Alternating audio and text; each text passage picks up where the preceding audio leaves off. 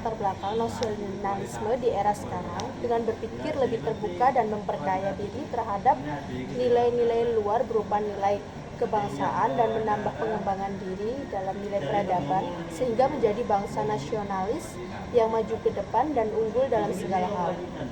Patriotisme adalah satu pengertian, ajaran, atau prinsip mengenai kesetiaan dan semangat cinta tanah air, bersamaan dengan ketertarikan pada Ibu Pertiwi serta perasaan ketertarikan dengan warga patriotik lainnya. Mencegah sikap patriotisme yang ekstrim harus dilakukan agar kehidupan masyarakat tercipta dengan baik, aman, dan damai. Yaitu menurut Ansari N. 2008 halaman 7 menyatakan bahwa kegagalan bahkan kehancuran suatu bangsa lebih banyak disebabkan oleh minimnya kesadaran terhadap sejarah perjalanan bangsanya sendiri. Bahkan seringkali suatu bangsa kehilangan identitas kebangsaan karena merebut dari akar sejarahnya, membumikan nilai-nilai patriotisme melalui jalur pendidikan pada dasarnya sesuai dengan fungsi dan tujuan dari pendidikan nasional sebagaimana disematkan dalam bab 2 pasal 3 Undang-Undang Republik Indonesia nomor 20 tahun 2003 tentang sistem pendidikan nasional yang berbunyi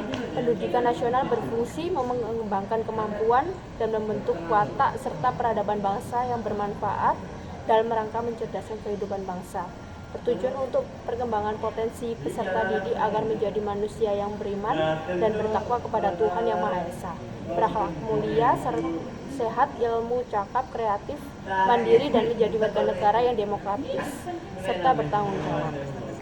Metode penelitian. Waktu penelitian dilaksanakan tanggal 6 Oktober sampai 12 Oktober 2023. Tempat penelitian dilaksanakan di Universitas 17 Agustus 1945. Peneliti menggunakan metode deskriptif yang menuntut peneliti untuk dapat mendeskripsikan hasil konstruksi informan tentang nasionalisme. Data yang diperoleh pun bersifat kualitatif atau lebih tepatnya kualitatif interaktif karena data yang dihimpun berasal dari interaksi antara peneliti dengan informan. Data tersebut disajikan dalam bentuk teks dan dianalisis dengan bentuk statistik. Lalu ada hasil, hasilnya akan saya bacakan hasilnya. Ada Audi Saiful, usia 20 tahun, membaca dan memasak. Salma Putri, umur 20, mendengarkan musik. Karnianda, usia 21 tahun, hobi menonton film. Dan Sari, umur 20 tahun, hobi menyanyi dan membaca. Lalu ada Agung Prasetya, umur 20 tahun, hobi traveling dan menonton. Ya, menurut Agung, nasionalisme itu sikap kecintaan terhadap bangsa dan negara. Ia lebih merupakan pemahaman terhadap bangsa dan negara. Menurut Agung Prasetya, mahasiswa Fakultas Ekonomi dan Bisnis Universitas 17 Agustus pada wawancaranya 6 Oktober 2023. Pernyataan tersebut menunjukkan bahwa bagi Agung, nasionalisme itu baru sebatas sikap, belum sampai pada perilaku. Bangga dengan kekayaan Indonesia. Yang ketiga adalah Sari Indah, berumur 20 tahun, yang mengemukakan bahwa nasionalisme adalah jasa cinta serta bangga pada tanah air dan bangsanya. Banyak hal yang membuat Sari ingin pindah ke negara lain, tetapi niat itu diberi bertahan lama. Disebabkan oleh kekayaan fauna yang ada di Indonesia, seperti harimau Sumatera dan orangutan. Menurut Sari, nasionalisme tidak berarti persoalan hak dan kewajiban sebagai negara, karena ada juga warga negara yang mampu mewujudkan kecintaannya terhadap Indonesia. Sari menyatakan bahwa patriotisme adalah berkorban untuk negara, baik harta, jiwa maupun raga. Pendapat tersebut bertentangan dengan pendapat Abdullah tahun 2005 yang menyatakan bahwa patriotisme adalah awal sekaligus landasan emosional dan nasionalisme. Sari merasa bahwa kebanggaan terhadap kekayaan fauna Indonesia merupakan manifestasi dari rasa cinta pada Indonesia. Artinya rasa cinta tanah air ditunjukkan melalui keberadaan hal-hal material yang menjadi milik suatu negara. For what it is and no matter what it is. Informan kedua adalah Salma Putri, berumur 20 tahun, yang menyatakan bahwa hal yang paling penting adalah mengakui dan menyadari rakyat Indonesia bagian dari bangsa Indonesia itu sendiri, karena rakyatnya mempunyai identitas kewarganegaraan dan nilai-nilai yang dianut dari suku asalnya. Nasionalisme tidak sama dengan menyerahkan kesetiaan tertinggi individu kepada negara, karena nasionalisme hanya identitas saja, padahal kesetiaan kadang-kadang mengandung istilah action speak louder than words. Menurutnya, nasionalisme itu harus dilihat melalui usaha yang dilakukan untuk menunjukkan itu. Maka implementasi nasionalisme itu sendiri adalah patriotisme.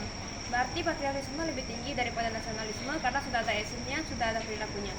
Pendapat Salma ini bertentangan dengan pendapat Kohn dalam buku Daliman tahun 2006 yang mengatakan bahwa nasionalisme merupakan suatu paham yang memandang bahwa kesetiaan tertinggi individu harus disyaratkan kepada negara kebangsaan.